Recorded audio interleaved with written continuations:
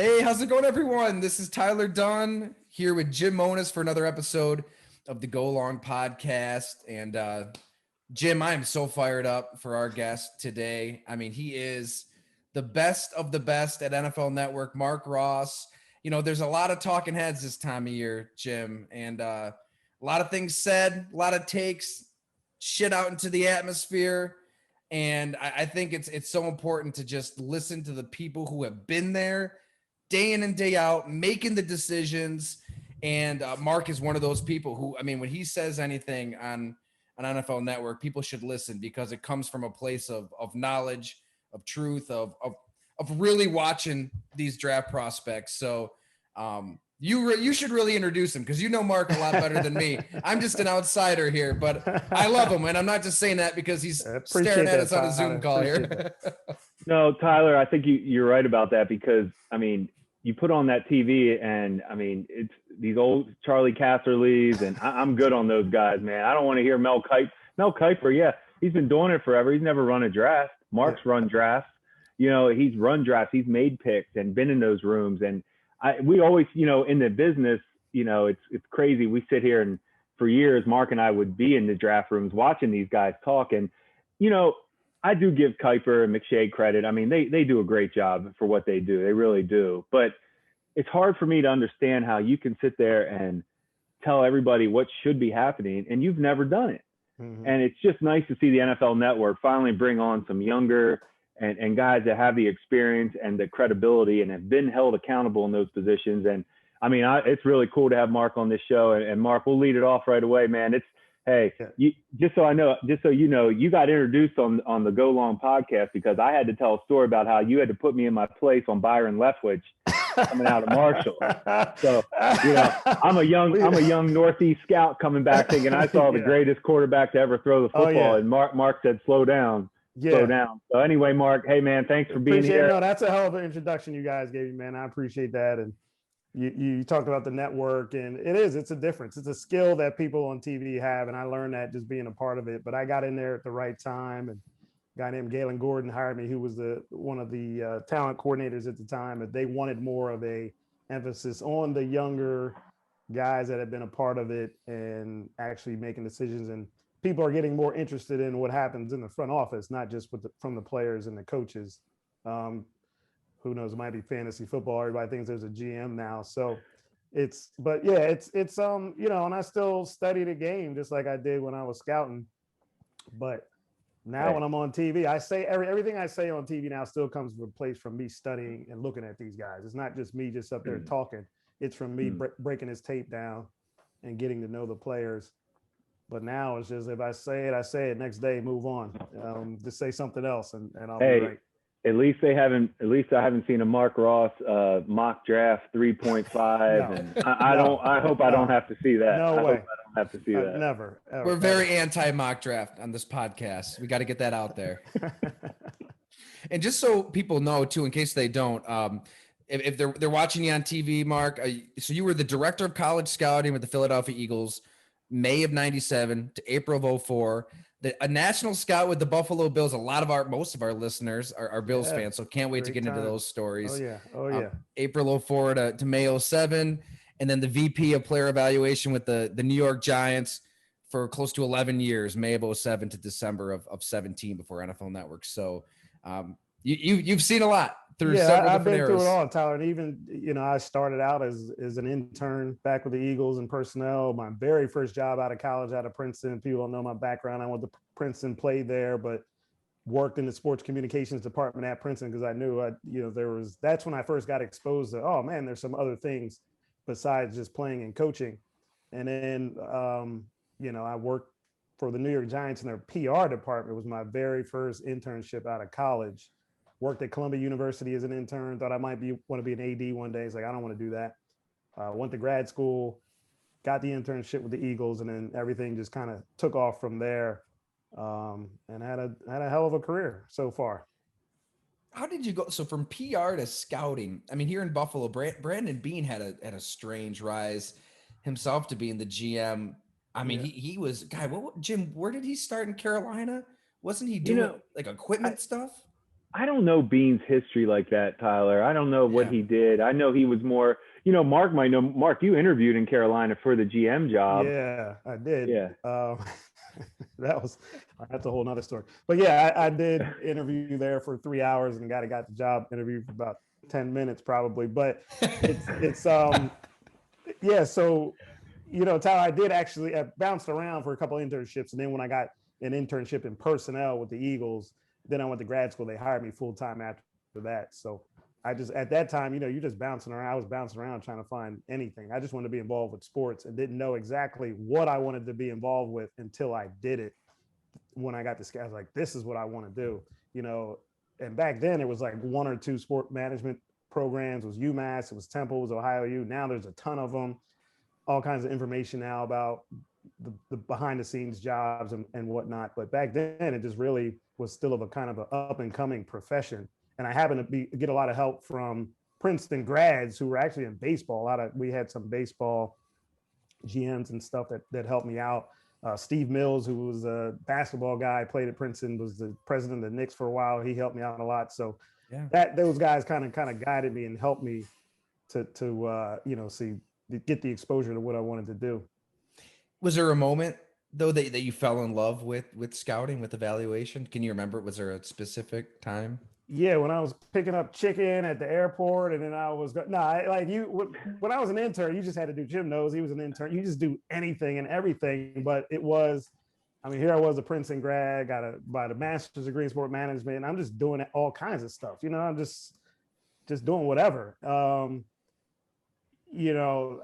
don't think it was a moment. It was just the culmination of everything I was doing. It was just grunt work, just getting after it. As the real scouts used to say, grinding. We're grinding all the time. I don't know, Tyler, if Jim's told you about, that's like the buzzword to say when you're just working, but you're not really working, but grinding. But you're just getting after it. And just every day I felt like, wow, this is fun. This is fun. This is good. It's good. It's good. I'm gonna go pick a guy up from the airport. I'm gonna go make some copies. I'm gonna go grab a guy out of his room. He just got cut, but I got to go get him and get his playbook. Those are kind of the things you just kind of learn when you're an intern. And you just love it. Love it. And Jim, sorry, I skimmed right past our usual intro here. What's everybody drinking this evening? Oh. Well, I'm going with, I had to go celebrate champagne high life tonight. So I can't afford that. So I made a Negroni, Tyler, a little Negroni, but for people that don't know, don't go 1-1-1, go 2 with the gin, 1 with the Campari, 1 with the sweet vermouth. Double up. It'll be the best Negroni you've ever had. It's the kind of information you only get on this podcast, really. That's what we're about. We help people. Yeah, we Hoptimonium, Hamburg Brewing, how to make a Negroni. We are putting people, we're showing people the light of how to drink. Enhancing people's lives step by step. Jim, I actually stopped by Hamburg today. Little Hamburg brewing company picked up some Tropically Delicious, which it sounds like it'd be a fruity kind of drink that, 3.0, 4.0. I'm telling you, this hits you. It's a sour. It's a 7.0. I met with the brewer today. Incredible guy. Listens to the podcast, and their versatility with all these beers, the IPAs, the sours, the stouts, is bar none the best in Western New York and beyond. So we got to give our sponsors some love here, and it comes from a genuine place. Mark, whenever you're in town. Yeah, I'll be up this summer, hopefully, and you guys take me by. You know what, Mark?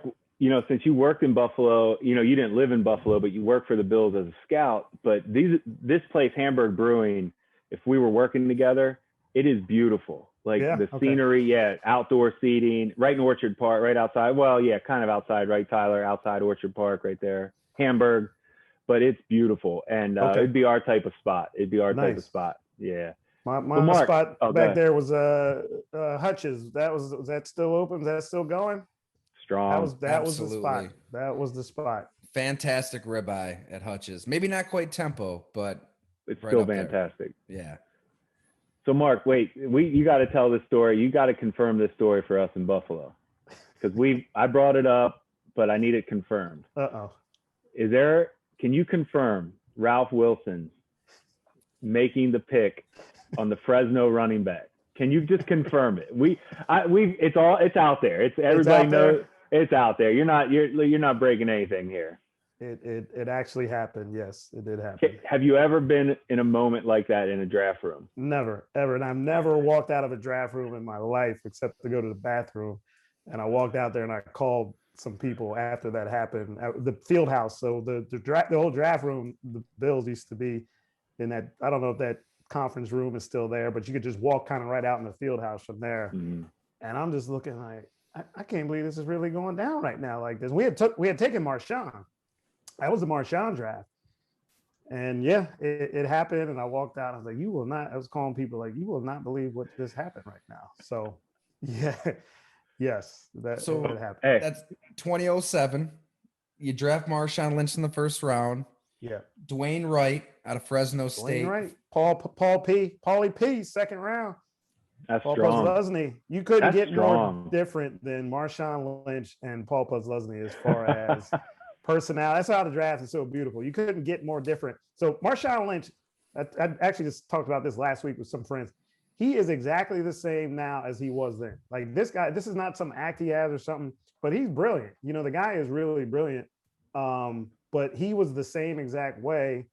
I remember interviewing him at the Combine. He was talking about opening up a record studio to help guys out in Oakland and stuff. And at the time, you always think these young guys don't know what they're doing, but he was a step ahead with that stuff. You know, he's got businesses now. But we brought those two guys in. We brought Marshawn and Paul P. and it took them to Hutch's, actually, after we drafted them, and took those guys to Hutch's. And Marshawn kind of had his handler dude with him. I forget the guy's name. And Puzzlesny was just kind of sitting in the corner, just like chilling, just not talking at all. And Marshawn was being Marshawn with his dude, and we're chopping it up. But it was like, damn, these two dudes do the same exact thing, and we just took them, you know, back to back in the draft. It was just, that's the beauty of it, man.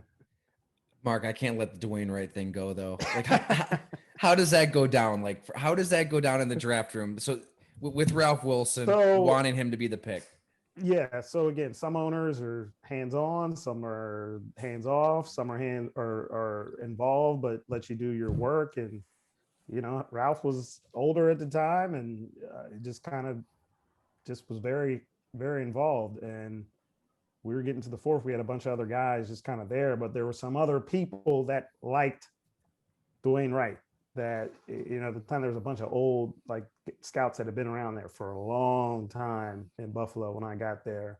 And there were some people that really liked Dwayne Wright. So they were in Ralph's ear. And this is when you don't do things well. It's, you have a chain of command. You got either the GM's making the decision, everything's filtered up to him, or the head coach. When I was with New York, it was the GM, Jerry Reese. When we were at the Eagles, it was Andy Reid. He makes a decision, but everybody knows that. Everyone's on the same page. Everyone chain of command filters up to that person. Well, in Buffalo, the years I was there, it was just kind of a free-for-all, just because it was the owner, but then the head coach is talking to the owner and they backbiting the GM. The GM's going to, it was just all over the place with some of the decisions that were made. And it was just all kinds of all over the place like that. So, you know, someone had gotten in Ralph's ear and we kind of didn't have Dwayne up there, but he wanted him because of the information he was getting, and he took him. It was a spirited discussion for a long time, but at the end he said, I want the running back. And we took the running back. 24 carries for 94 yards, no touchdowns in 15 career games. Dwayne Wright. Didn't work out. This sounds like a Buffalo fan speaking like this, is still hurt by no, I wasn't. It's just I'm so fascinated by those behind the scenes, because as Jim and I talk about, you know, being in the media, like when you're sitting there on draft day. What the hell they do that for? There's some of that, but you guys come out to the podium, right? The team trots a scout out at GM, and everybody was on the same page. Like everybody was a team pick, and it's not the case. Tyler, he was the best on our board. He was the next guy up on the board. That's I said it. That's the first thing. No matter where you're picking or where he was the next guy up. Did you pick for Neat? Not at all. He was the best guy. He was the highest guy on best available. And then the other line is, we couldn't believe he was there. Couldn't believe it. Couldn't believe he was still there. And you'll hear it. We're going to hear all this in about 3 weeks. We should count how many times. How many times we hear highest guy. Save everybody a lot of time, a lot of airspace. Just cut and put run the clip, just change out the avatar, whoever would coach or GM, just put it up there on the screen, run just a regular computer generated voice to say he was our best available. I couldn't believe he was here. Couldn't believe it. He might need some development, but he's going to be a star and going to start for us. Oh my God. I just keep thinking of that line in Forgetting Sarah Marshall when Russell Brand's going on and the girl just goes bullshit. There's just a lot of bullshit this time of year. There really is. It's nauseating. Lion season. Yeah. So that transpired, Tyler. But on a brighter note though, Mark, the year before, I mean, it was you guys drafted Kyle Williams, right? Yeah. With 134 overall. Yeah. And I mean, he's one of the most beloved figures in Buffalo and sports this is how crazy, again, how the draft is. So that same year, LSU had a guy named Clyde Roten, and he was no joke. I mean, this guy, Clyde Roten, he was athletic, he was productive and all that. And Kyle was just kind of the other guy there. Just like you went to LSU to see what LSU at the time was an LSU now where they got 15, 20 guys. You know, they had a few guys a year. It was still a decent program, but not like they are now. So he was the guy. But, you know, Kyle had his strengths. I mean, the guy was the balance, the hands, the technique, and it just wasn't flashy as probably he was for that whole time. But it was one of those where, you know, we had guys, Tom Odrak, who was the director of football ops at the time, really, really loved Kyle. And that's kind of how it works out. I don't think Clyde Roten, I think it's Claude or Clyde. I don't think he did anything. I think he got taken in the second round, top of the second or something by the Rams, I believe. But I don't think he panned out at all. And then Kyle had a hell of a career.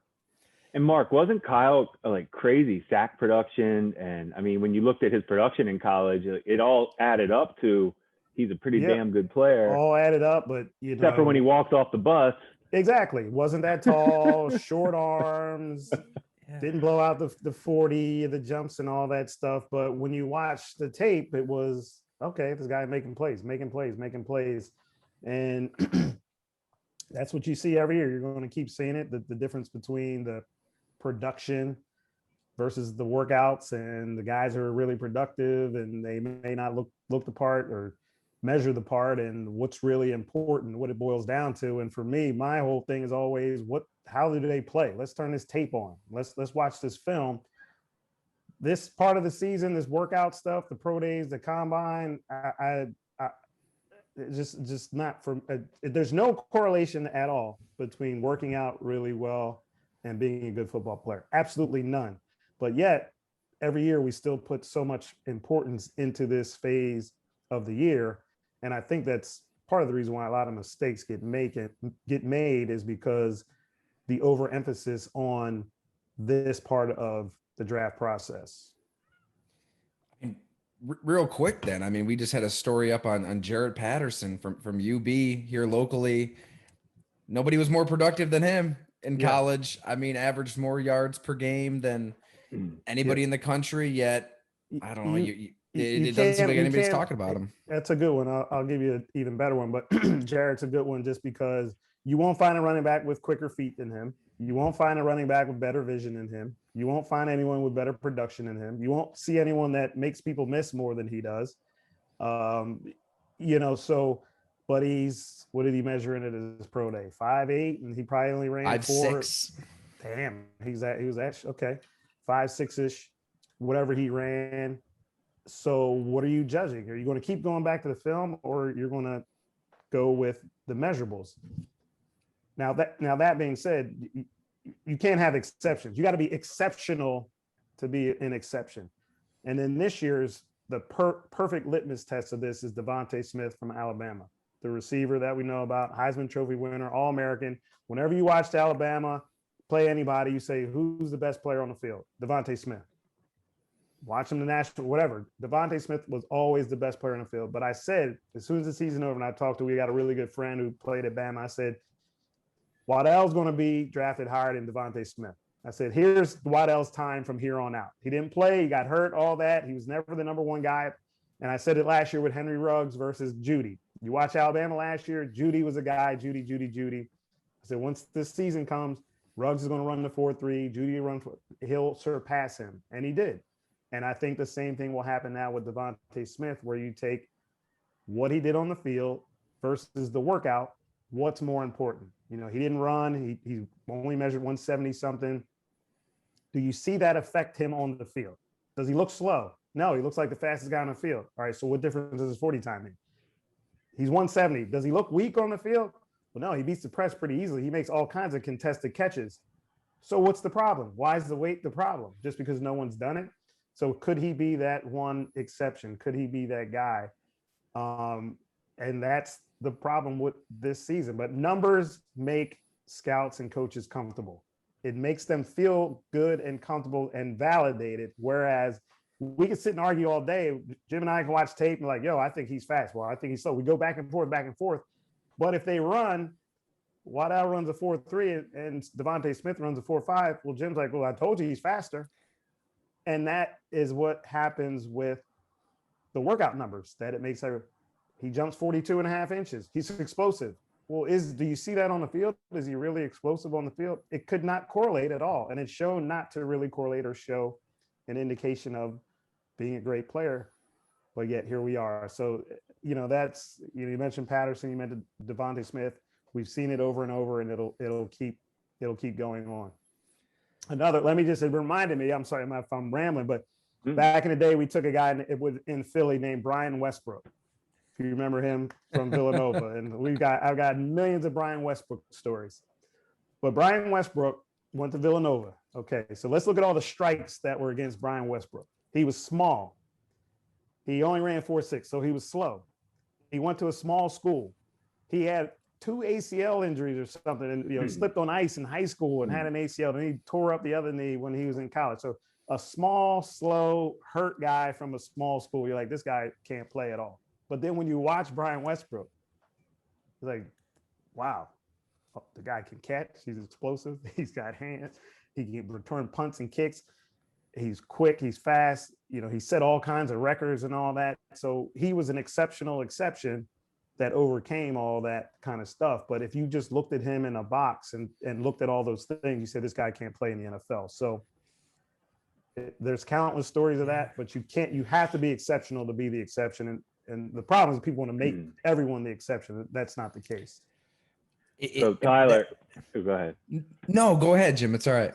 That was my first year as the Northeast scout in Philly, and Mark was the director of scouting. So we went to Villanova together. He was just kind of showing me, when you go to a school, kind of, this is how it works. You know, here are the questions you want to ask, you know, to the coaches, the trainers, everybody. And then we watched tape at Villanova. So, you know, we didn't say a whole lot. You know, you're sitting in there taking your notes, and we get in the car to go back to the office, and Mark's like, what do you think? And I'm like, you know, I'm kind of nervous because I'm like, I don't know if I've ever seen anybody this good. I mean, I was young. I hadn't really, like, as far as, it wasn't his Byron Leftwich. It was. Yeah, this is the opposite as far as what I'm like. I didn't want to say like he should be a first round pick, but I was nervous because I was like, what if Mark thinks he's small, slow? Because you write the strength and weakness. You're like, yeah, you don't see the elite speed, but you couldn't see any. You just couldn't. The guy was phenomenal. I mean, his ability to make people miss and he's just crazy. His instincts, everything, his hands, blah blah blah. And Mark's like, no, Jim, this is going to be the guy. Like, we got to get this guy. Like, Mark, I was like, oh, nice, cool. We ended up getting him in the third round. Yeah, it doesn't even. That should be talked about as one of the. Bring him in for an extra workout at our facility because he's right down the road. I remember him coming in, and it was windy as can be that day we brought him in. I don't know if you remember, Jim. And I do. John Harbaugh was a special teams coach. Yep. We're throwing him, but John Harbaugh shooting all kinds of stuff off the jugs at this guy, and it is windy as hell in Philly, and he is catching everything like it's nothing. I mean, it was nothing to him. His ball skills, his hand-eye coordination were right up there with some of the best of the guys that I've been around. And, you know, a lot of people weren't sold on him at the time. And after that workout, and people got sold on him. But yeah, it was, and even then, taking him that, though, I thought he would be a phenomenal kind of return guy, third down back. I would have never thought he'd have been one of the best, you know, him and Marshall Faulk at the time, best running backs, all-around running backs in the NFL. And as much as I loved him, I didn't see that in him. I've told him that too. Like, damn, man, you far exceeded what I thought you would do. But he was just one of those guys. Probably one of the most underrated players of this generation, right? I mean, No question. No it's question. incredible. And you just get to kind of look for those little moments like at the jugs machine. I mean, something like that would stick with you, right? It says Yeah. a lot about him. Oh yeah, and even he went to the Senior Bowl that year too, Jim. I don't know if you remember. He went to the Senior Bowl, and everything he did, I always like to sit around and say, Westbrook, Westbrook. You know, it's just. Remember, Tyler, how I told you everybody sits together at the Senior Bowl. The team, you know, a lot of times the scout, everybody sits together, but it really, if you're a young scout, you really can learn if when you're lucky enough to have other scouts like Mark or whoever, the veteran scouts tell you, see what we're saying? Like, and you see, and point out the good and the bad. Mm-hmm. But it really was to watch him catching punts. I mean, Mark was a punt returner in college, but that's got to be one of the hardest. It's hard. Kicks are easy. You know, kicks are just coming at you just over and over. And that's why you see some guys that can return kicks, but not punts.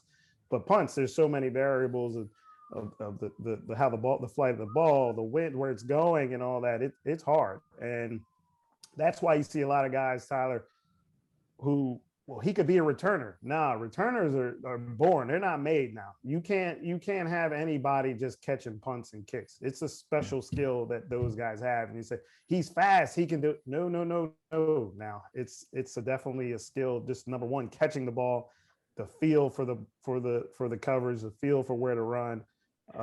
So whenever you hear that again, Tyler, with somebody said just make him a returner, and the guy's never been a returner in his life, he can't do it.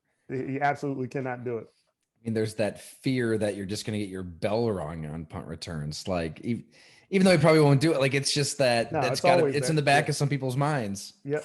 Yeah. You got to let that go. The good ones just, they don't even think about it.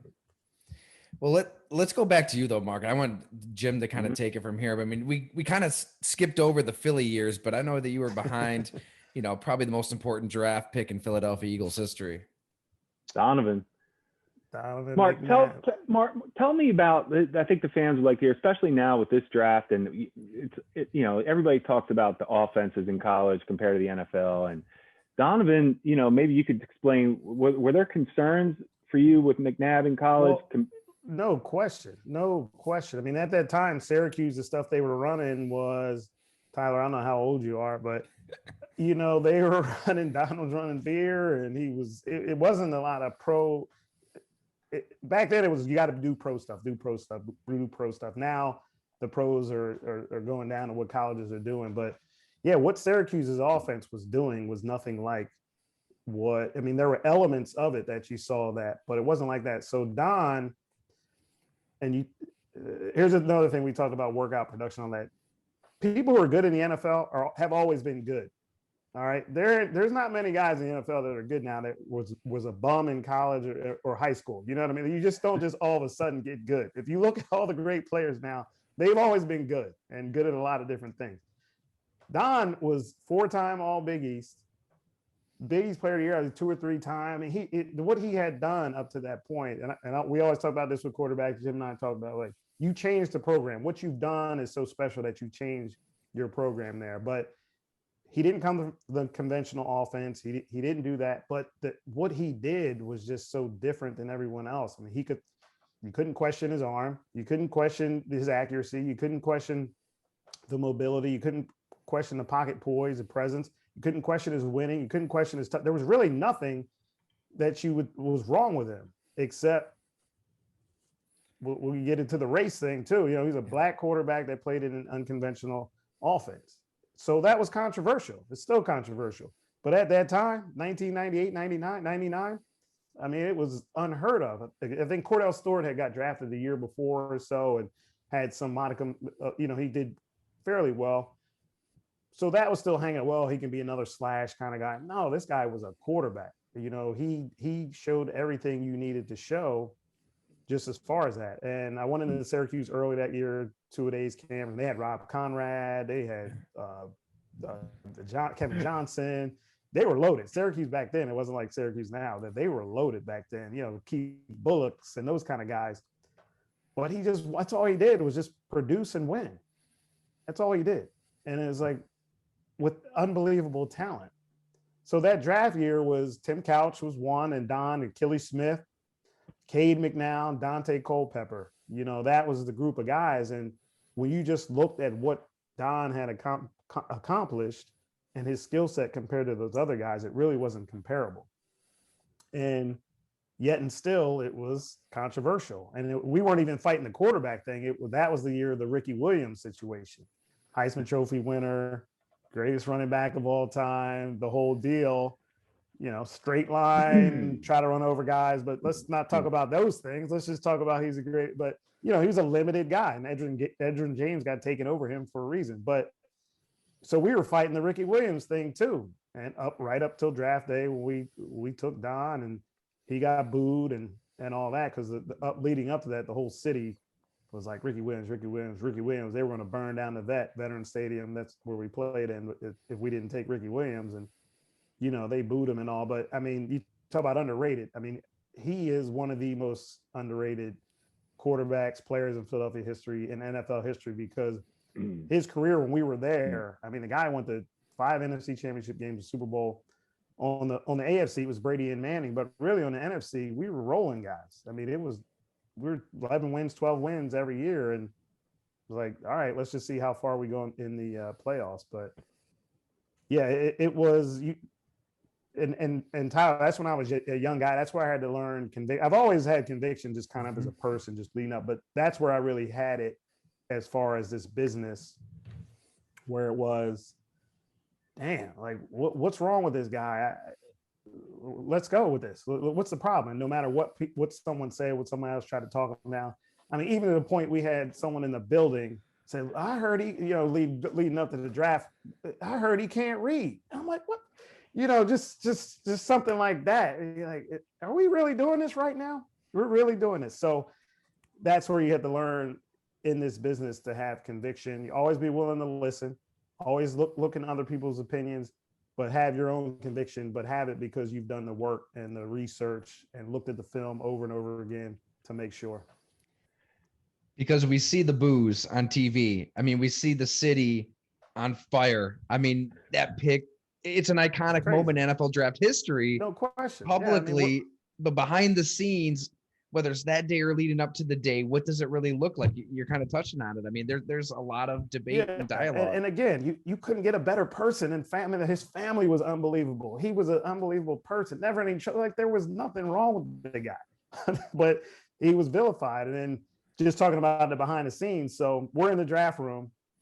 And we know it's coming. I mean, we don't know the boos are coming, but we know it wouldn't have been popular. But we're in there, and our director of college scouting at the time is a guy named John Goller, who passed away a few years later. But very high-strung, tough, old-school dude, just no nonsense.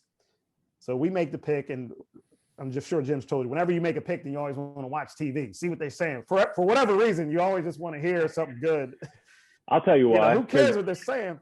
I'll tell you why, because the owners are sitting there, and you're hoping you just hope you get some good. The owners aren't, because when they crush your pick, the owners are like, why'd we take them? Right. Right. You make the good pick, like, see, I told you. Yeah. But so we make the pick. Booze going all over. The media starts crushing. This our director of college scouting, John Goller. He goes over to the panel with the plugs, and he just rips all the plugs out of the wall, so that all the TVs just went off in the draft room. People were looking at him like, he dropped some F-bombs, like, oh, people and all that. It's like, all right, John, I like it. Yeah. Not to get too far off the subject, but all that stuff on McNabb, and you think about this, Mark, we heard the same stuff with Cam Newton. Yeah.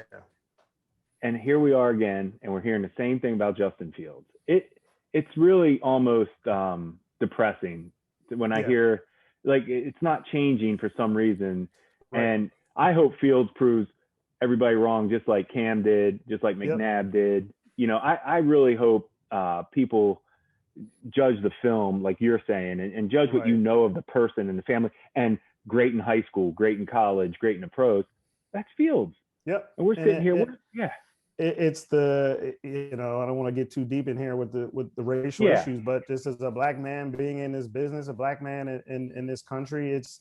We have to prove so much more every single day, and that people just don't understand that concept. and you never can unless you live it. This how much you have to overprove. My parents told me every day before I walked out the door, you got to be twice as good. Parents sent me to private schools. I grew up in a working class Black neighborhood in Philly. Sent me to private schools, went to Princeton, went to grad school, UMass, did all kinds of things. Always stress that. But you're seeing that those cognitive biases with Black quarterbacks where you got to think about who the scouting community is, who the coaches are, who the owners are, and what they look like, and what they think is smart, what they think is a leader, what they feel comfortable with as the face of their franchise.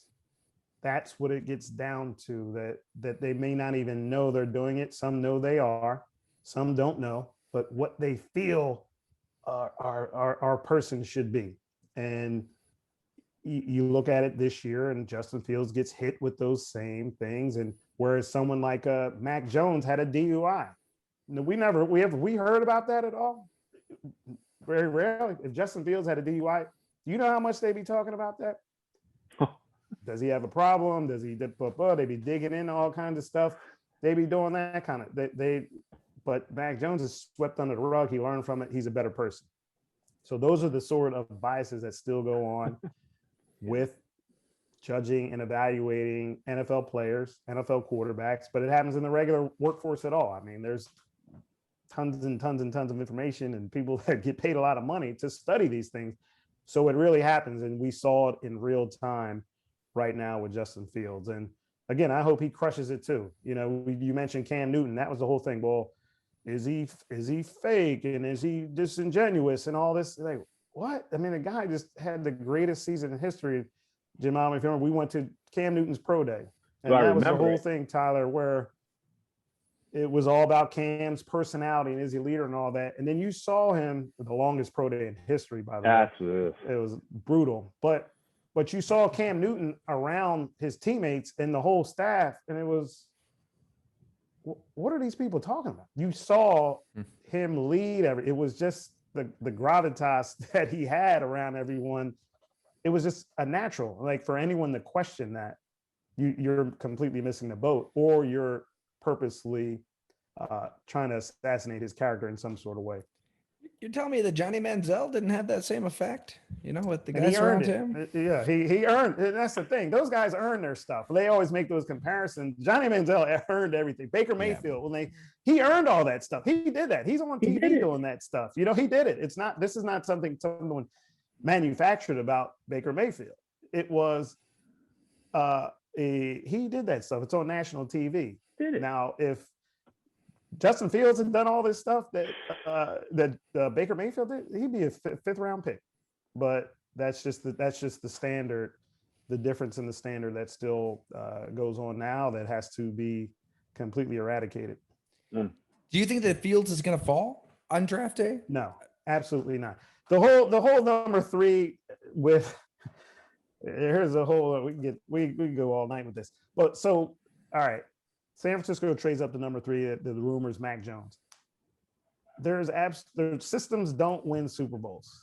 System quarterbacks don't win Super Bowls. You don't out scheme people to win Super Bowls. So if you're hearing, he compares him to Kirk Cousins because he felt like that's your standard for not only the 3rd pick in the draft, but you're trading all these picks, 3 picks to get up to that, to take Kirk Cousins. That's your standard. So I think it absolutely has to be Justin Fields there, because you invest that for someone that can be transcended, not someone who's a system quarterback. And, we saw I've been comparing it to McVay. Sean McVay is the greatest coach of all time, right? He got him to the Super Bowl with Jared Goff. Where's Jared Goff now? He's in Detroit. Why? Because he saw the limitations of the system quarterback. And you need a quarterback that can make plays and raise the level of the entire team. When you're talking about do this, put this, if we block, if we get a running game, if we got receivers, the defense is strong, he'll be okay. Well, wait a minute. What does he have to do at that point? So you need that quarterback that can transcend and raise the level. Kyle Shanahan, that's what he wants, right? Like his ego is such that he had the quote, I think it was back in '06 in the Denver Post, where it was like, he's a young assistant and how much film he watches. I mean, he really believes that no that one he else is does. going to have No the one else answer. watches. Tyler, remember, no one else watches as much film as him. Only Remember that too. There's another quote. Working all night. Completely. I work. Wait, no one else? Nope, nobody. Number one. But that's his thing, right? Like, I will find the perfect play for the perfect situation. Like, just complete the pass. Like, I am gonna scheme it up. Yeah. And so part of me thinks like he saw Jimmy Garoppolo miss that throw to Emmanuel Sanders. Uh-huh. He wants a quarterback who can just complete that throw. I'm with you, by the way. I think you got to go special if you're giving all that up to 3.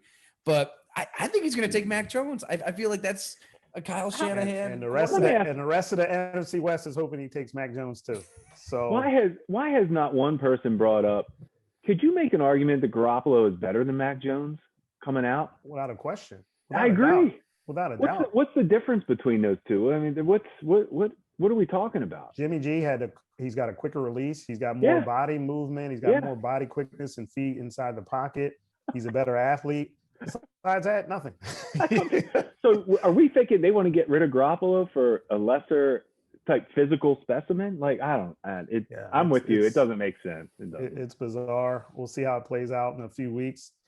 But I just can't see there absolutely any way that happens. It would be an elaborate, like, Bruce. I mean, Schefter came out and said, like, they're taking Mac Jones pretty much. He's expected to be the pick, like, shortly after the trade, and he wasn't alone. So, like you said, it's a silly season, though. Yeah. Those NFC West defensive coordinators are saying, yes, please. You know, you talk about headaches and guys that are hard to prepare for. And, you know, Donovan was hard to prepare for, but at the time and afterwards, Michael Vick. And we had a legendary D coordinator at the Eagles, Jim Johnson. And this dude, you know, Jim remembers it well. I mean, he was tough as it could be, and not fazed by nothing. You know who fazed him? Michael Vick. I told that story here before. Jim Johnson said it. I remember he told me right in the kitchen, right in the NovaCare, that one before when we were getting ready to play them in the playoffs. Said he couldn't. He said, Jimmy, doesn't matter what we do. Vic could do something better. I can call the perfect defense. It doesn't matter. Yeah, and those are the kind of guys that you take at number 3. Certainly guys you take when you trade at 4 picks to get to number 3. You know, people forget that. It's not just at number 3. He traded all to get to that spot. Man. So, and you just, you know, think about what they're seeing this past season. Josh Allen with that right arm. I mean, he has that special quality. I mean, they just blew him out. Russell Wilson, he's seen that magic twice a year. Kyler Murray, I mean, he has seen his own team lose to a quarterback that has something unique, special. So if they take Mac Jones, I mean, that's the ultimate ego move out of a decision maker. Because this thing could go, like we said, we could probably talk all night. But this kind of leads me, Mark, I'd like to get into the Eli Manning kind of history, because I think we're talking about a guy that had limitations. Yep. He wasn't a physical, freak or anything at the position. Obviously, he did some really good things and had some he got hot in the playoffs, and obviously, you know all the stories. But talk about what happens to guys like that can't create on their own, and does it limit you on offense? And then you have to talk about this, because we talked about this on our pod, but Doug Wynn and I talked about what it's like to get fired. Mm-hmm. And I want to talk about Eli and the limitations he had, but then I want you to talk about how you, Jerry Reese, made the decisions. You guys at least thought it was time. It was time to move on. And then we'll talk about that a little. Yeah. Yeah. Well, first talking about Eli, I mean, it was Eli's greatest strength, and I tell people, is that the team believed in him.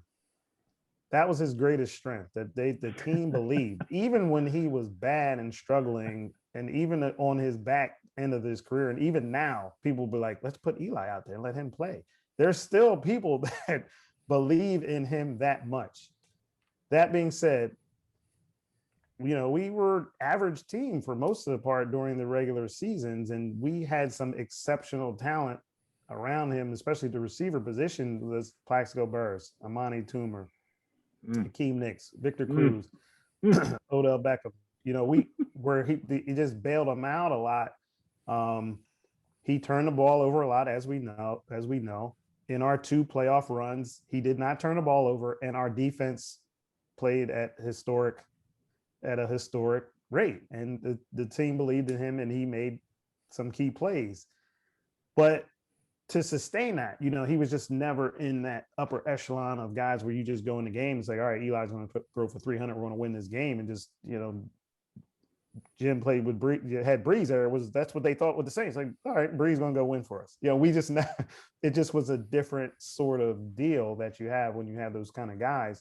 So it was always a struggle throughout those years, even in his prime, where it was like, is this guy really that great? And it was throughout the league. The New York fans is probably 90-10 or 80 to whatever it was. Around the league is probably the exact opposit, where the teams we play like Eli's back.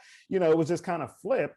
But in where we were, this is why you can't have emotions get involved with personnel decisions, because I'd be hard pressed to find a player that means more to an organization than Eli does with the Giants, as far as just the city, the town, what he did, the way he carried himself, but also how he in the building, how they loved him so much. And to kind of speak out against, like, this guy's not that good. It was like blasphemy. You're like, what? How could you say it? It was so for me, I never had a problem saying, like, yo, this guy is struggling. This guy ain't that good now. And I because you just have to watch the film. I mean, we would have people mad and just forget, like, each game, like, we just saw what just happened, right? And then the next week it was that, like, Eli can do it. And then the next week he played bad, and it was just rinse and repeat, where people just kind of just didn't keep believing what they saw on film each week and see the struggles, where it was kind of, if you were going against that, you had to go. So when he got benched, it was a decision that everyone was involved with, the head coach, owner. Ben McAdoo was our head coach at the time. He didn't hire himself, by the way. So, that's another thing. Like, these guys don't hire themselves. Ben McAdoo was, as much as he gets vilified, he's the nicest guy in the world. He didn't hire himself, and he was in our building for 2 years. So, but the decision was made for him, like, all right, well, let's give him a chance to start, keep a streak going, but then bench him if he struggles again. But he didn't want to do that. So we played Geno Smith, which was a whole nother thing, where that was the wrong person, wrong time. So he ends up, we lose the game, and then all hell goes. The players, everyone's going against, get rid of everybody, fire everybody. And that's what happened, where Ben McAdoo got fired that day, and Jerry got fired on Monday for making the decision to bench Eli Manning. But it really was the right thing to do. The Giants tried to run that back 2 more years with Eli, 2 or 3 more years, and he couldn't do it. But because of the emotional investment in him, you keep wanting. Whereas if you just take that away, you strip it away, you just watch what you see and grade off of what you see. I learned that very first time I watched film, when I interviewed for my internship. Just tell me what you see. Tell me what you see. You saw a guy that couldn't do it anymore, but because of the emotional investment and the people who said, kind of voiced that, they had to go. But so Jerry got fired, Ben got fired. I hung on until after the season, but I was so tied in with Jerry, like, we were the only 2 people at fault. But I interviewed for the GM job. I knew I wasn't going to get it, but the owner had respect for me, and I respect the owner. And he's like, hey, Mark, I'd love to hear what you got to say. And I said, hey, it's time to go. It's time. That was the year Baker, Darnold, that whole Lamar that year. It's like, let's reset it. Let's move forward and go. But they had other plans. But there's a whole lot of people there that were there before me and that are still there. And I got, you get that shrapnel. You get that, as Jim knows, that that's just kind of what happens in the league, where you've got a protected group of people in an organization. Those are the people that kind of can just run everything and are always going to be there. And then you got the other people that, going to take the fall. But great years there. I had nothing bad to say about my years there, but it's if you just really break it down and say, all right, let's reset, let's move forward. And you see great organizations do that, kind of reset, time to go, especially with an aging quarterback, but emotions do get involved.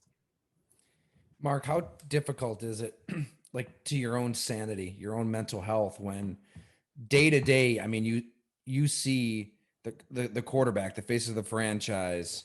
I mean, so many jobs are dependent on this player in this sport more than anything else. And you know he doesn't have it. Like you're seeing it erode. And you probably felt that, like you just said, like Years. long before Yeah. he even made that decision Yeah. to bench him. But like, how difficult is that to just know? Like the ownership wants him to be the quarterback. The fans want him to be the quarterback. I don't know even to get up in the morning and know what you have at quarterback. Know you have to move on, but no, you can't do it. I'd go insane. And Tyler, you're right. It is. You're like, what is wrong with me? Am I crazy? And you really, but you just see it, and you know what you see, and others know what they're looking at too, but they just can't bring themselves to admit it. Almost where, again, I don't know if you have family, but like if your brother, your family member does something, you'll give them a pass more so than someone you don't know do the same thing. Your brother gets drunk and passes out and does something like, oh man, I'm gonna put him in bed and take care of him and all that kind of stuff. That reminded me of a story, but we won't bring that up now, Jim. But it's whereas if some stranger, you see him drunk, pass out on the street, you're just going to kick him and tell him, move on. So that happens with football players too, where the more emotionally invested you are in them, the harder it is to make the decision with what you're seeing on the field each and every week. And I've seen it over and over and over again where, that's just, it's hard for people to come to that. Jim? No, it just goes to show you like these decisions, and we're seeing teams going through it right now in Pittsburgh. They're holding on for dear life in Pittsburgh. The Colts gave it a shot with Phillip. Hey, good shot. And it was a good shot. They have a good football team. Phillip could do some things, but at the end of the day, he wasn't good enough to beat a good, he wasn't good enough to beat a good team. Yeah. Breeze isn't good enough anymore to beat the good teams like he used to be. And it is hard and it is emotional. Drew Brees changed the city of New Orleans. He did. Yeah. And he would be the quarterback right now if he wanted to come back again. If he wanted to. If he wanted to. Despite everything we've seen from Drew Brees, despite that playoff game, despite all that, if he said, I want to play again, he would be the starting quarterback of the New Orleans Saints once again, because he means that much to an organization. And if the powers that be absolutely just cannot bring themselves to make that decision. You're looking at it, you're seeing it, but you just can't bring yourself to do it. Atlanta, Matt Ryan, right there at number 4. Matt Ryan's not good enough anymore. They have to take a quarterback and move on. But he means so much to Atlanta. He means so much. I got tons of Atlanta fans. People living in Atlanta, friends of Atlanta, and it's every game. It's the same thing. Like this guy is, he's like 3.5 quarters. Matt Ryan, last half of the fourth quarter, like, oh boy, here we go again. But the emotional investment, Matt Ryan will start and do it. But Breeze is a perfect example where despite all that, if he said 2 weeks before the season, I want to start, he'll be the starting quarterback. Oh, trust me. If Jameis, or if they're really going to throw out Jameis or the tight end guy, Taysom Hill, that might be 1 week and there might be a chance. Whatever NBC or same Breeze to announce games, hey, walk down right from the booth as he's walking down, do Superman in the elevator, have his pads ready in the elevator, and just go right on the field. What's the feeling then, Mark? Is it vindication, or are you pissed off and sad? Because you were proven right. You're proven right. Vindication, Tyler. You're out of a job. I'm sitting at home looking, sending on Indeed all day. Looking because there's no. But you in this business, it's hard to be like, I told you so, or this and that. You're just kind of, but it definitely was one of those things. Like, all right, here we go again. Like, you just kind of. Again, like I told you at the start, I always had conviction in what I see on the film, and like I can stick with that, and to my detriment, I guess sometimes, but that's just the only way I know how to do it. Man, it is. I wonder how much of a factor just like ownership is, because you look at Green Bay and they draft Jordan Love, when Aaron Rodgers is playing pretty good football, and everybody's going nuts in Wisconsin and beyond right now. That the fans are You know, they can't believe that the Packers aren't just making Aaron Rodgers. Packers don't have to do anything. Like, he's got 3 years left on his contract. You can develop Jordan Love. You know, you still want Aaron Rodgers to be your quarterback. He's the MVP. You're a game from the Super Bowl. They don't have to do a damn thing right now. But the fact that they don't have an owner, I don't know if that factors into them being able to draft a Jordan Love and you know, kind of balance this all. Well, it depends on the type of owner that you have. Where you look at down at with Baltimore, they're a perfect example where they had Flacco, and Flacco's was struggling, but they said, all right, we want to take Lamar Jackson because the owner was on board with trusting Ozzie Newsome and you know, what his vision and what he wanted to do with the team. So that's what you need. Where, hey, Joe Flacco, you won a Super Bowl with us, one of the greatest runs by a quarterback in the playoffs, but you can't play anymore. And to be able to recognize that, realize that, and take action to get better as a team in that position, that's what you want as an owner, as a head coach, as a GM, and everyone to kind of share that vision. Do you want back into this crazy world, or do you like, you know, I mean, you got a pretty good job right now, you know, on NFL Network. Man, I'm loving this right now, man. This is fun. This is fun. No, it's you know what the best part is, it's just a new skill to learn, and it's just been invigorating. You know, I'd been in the business since I was 23 years old, you know, and I know I only look 23 now, Tyler, but I'm actually 47, about to be 48 on May 2nd. Get the hell out of here. Are you serious? Yeah, man. Yeah, man. I was doing the math on your resume, and it doesn't make sense when you look at it. Like, wait a minute now. Yeah, I started. Man, you're putting us to shame here. The crazy thing is, his barber uses some good coloring. that zing. He got that zing. Nice and dark up there. Yeah. Tyler, this is how crazy. How long I've been in it, that guys that I scouted, they're kids. Asante Samuel, Patrick Surtain, Horn, you know, these guys, I scouted these guys back in the day, you know, and it's that's how young I started, where I was the same age as some of the seniors and you know, coming out in that same kind of age group. But I slowly, as I kept going, like, man, I could be these guys' dad, which is weird. I did a radio show in Seattle the other day, and Cam Cleland was one of the hosts. He was in New Orleans. He was a tight end at Washington, but so the producer was on me before things, like, yeah, we're going with this guy, and our regular host is out, but Cam Cleland is one of the hosts. I was like, Cam Cleland that played for UW. My very first scouting trip, Cam Cleland. I went to. I'm Northeast guy from Philly, went to Princeton, UMass, Northeast my whole life. My very first scouting trip, I had to go to University of Montana, University of Idaho.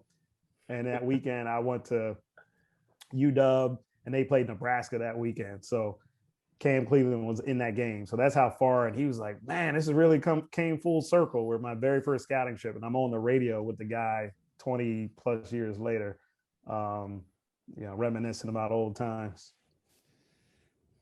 Love it, man. Well, before we lose you, Mark, I know we touched on the draft. Is there a player, is there a prospect that you just want to hit on before we lose you? I mean, who's a guy that we should all be talking about a hell of a lot more than we are right now? Jeez. Maybe somebody like somebody outside of the quarterbacks. Anybody outside? We're quarterbacked out, right? Quarterbacked out. I thought you'd say Mac Jones myself. Well, this is what I used to do, Tyler. So we would have this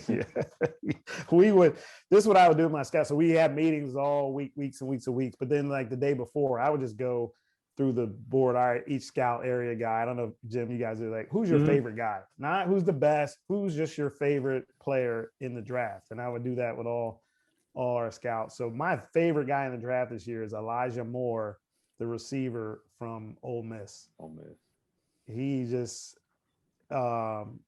you look at his production with Devontae Smith before Devontae got into playoff games and stuff. I mean, it's almost the same. And this guy is just like electric and just, you know, productive as hell. They played him in running back sometimes in games. He looks like a damn first, second down running back, some of the stuff he does. So watch Elijah Moore a few years from wherever he goes, he's going to be a playmaker. And is there anybody that for our Bills fans at 30 that might be there that could help them? Maybe, a lot of people in Buffalo want tight end, pass rusher, corner. Is there anybody that might be there at 30? Yeah, man. I think pass rush is probably their biggest need. They got Jerry's on his last leg a little bit, but like down there, I think they're gonna get some like a Ronnie Perkins from OU. Like I love that guy. When I first started watching him, and he missed a bunch of games from the start, and then he started playing. I'm like, whoa, who was this guy? He kind of just jumps. There's those guys, Tyler. When you watch tape, you're not if you have to keep looking for the guy you're looking for, you got the wrong guy. You want those guys that are just jumping off the screen at you, and he's one of those guys where, he is just explosive as they coming off the edge. So if a guy like Ronnie Perkins is down there, or even a Joe Tryon from UW, we were talking about UW, but he didn't play this year. Yeah. But a guy that is another just kind of physical pass rusher. I think Tryon's got a little bit more in his pass rush bag than Perkins. Perkins is just like, I'm gonna run you over, I'm gonna run by you. Right now he can develop, but Tryon's got a little bit more versatility to his game right now. But either one of those guys, if they're at 30, Bills fans should be happy. Because for all the good vibes right now, you still got to get past Patrick Mahomes. You still got to put pressure on him. He didn't break a sweat in that game. That's got to be Tyler. You gotta have the guy, or you got to go get that guy. And when I look at defensive players, that's what it's all about. Are you getting to the quarterback? Are you affecting him at all? If you're a linebacker running around making tackles 10 yards down the field, great. If you're a safety that's hanging back there and the guy makes a catch, a dig route, 15 yards, and you make great. That's not a lot of value in my view. It's who is going to affect the quarterback, and that's guys that are coming off the edge, getting after him. And you saw that in the Super Bowl. The greatest quarterback of all time, Patrick Mahomes. I know you guys talk about him a lot, but he was loyal listener. He was reduced to.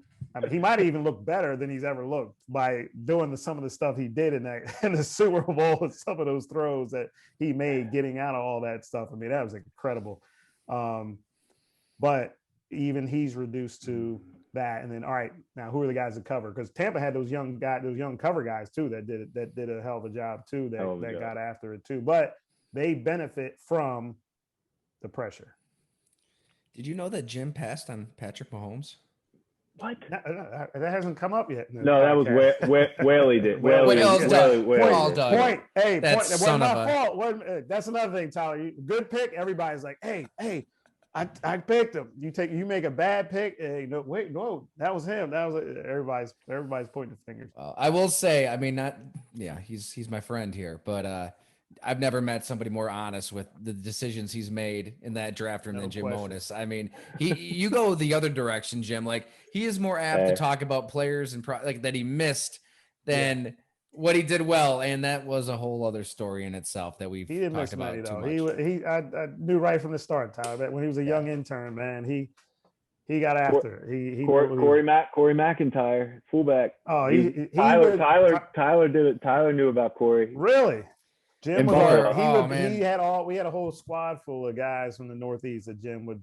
Sean Smith and the center from Dell State. He had every year he had a guy or two from the Northeast that would make the team. Man, he had the eye. It's funny when I think about as a scout though.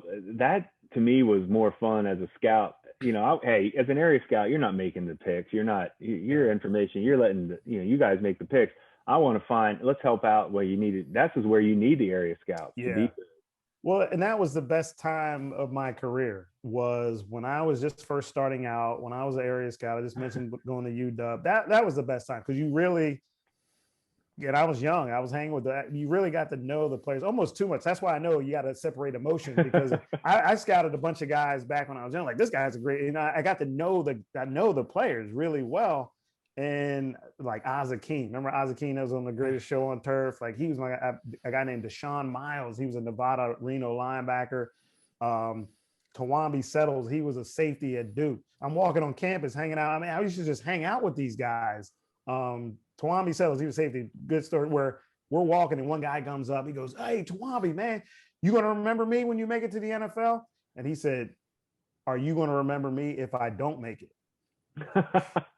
That's great. That's great. I like that, man. I like that. So you always take those little nuggets, but those are the best times when I was just a young scout, just getting to know the players. You don't know the pressure that's there once you get into an executive role. You don't know how much things get magnified. You don't know how you're going to get, all that kind of stuff. You're just trying to make it grow in the business. Your eyes are wide open. And those are really the fun, exciting times about being in this business. Mark, have you grown any love for the greatest linebacker in the draft from Harrisburg, PA? Is there any? Put him on his path and let him run, and he'll be just fine. Put him, let him run. Just like all the other, straight line guys from Harrisburg. That's all y'all do. They only know one way, Tyler. They can't think out. They can't move, function. They just go. Typical Monas. I had to hear about Noah Spence. I had to hear Shady's the only one he got right. That's about the only one. That's what I said. Every Harrisburg guy comes out, I'm always going to pump them. So I'm going to miss some, but man, the ones I hit on, you got to. Baby, Bishop McDevitt, baby, you got it. No doubt. That was amazing, Mark. I feel like we could talk for hours. I know, man. That went fast. Damn, that went real fast. Well, we got to have you back. I mean, you have an open invite to come back on the pod. So you just tell us when you want to come. Sure thing, man. Next time it'll be in person. We'll get this COVID stuff done and Hamburg Brewery. Hamburg Brewery. Get vaccinated. Let's get it done. Absolutely, man. We'll make it happen right there in Hamburg. So you just tell us when you want to make the haul. And hey, maybe we head out to New York. What do you say? Why not? Go long. We can go long. Hey, Tyler, he's not welcome in this city anymore. He's he got banned for. He's good. He's good. They love him now. I'm a Southerner. I know. They calmed him out. Hey, Mark, where can people find you? Watch you, read your tweet. I'm just at Marc Ross on Twitter. Just turn draft on during the week. Just I'll be on all week leading up to the draft. That'll be fun. But I'm not big on the social media stuff, Tyler. I got to start expanding, man. Maybe you can be my PR guy. It's a bunch of bullshit, social media. So this is where the real conversations are had, not 140 characters at a time. So it's an awful place. So thanks for spending an hour with us. It beats a tweet. So yeah, exactly. I hope people enjoyed it. Appreciate having me, man. Hey, thanks so much, man. We'll do it again soon. Sure.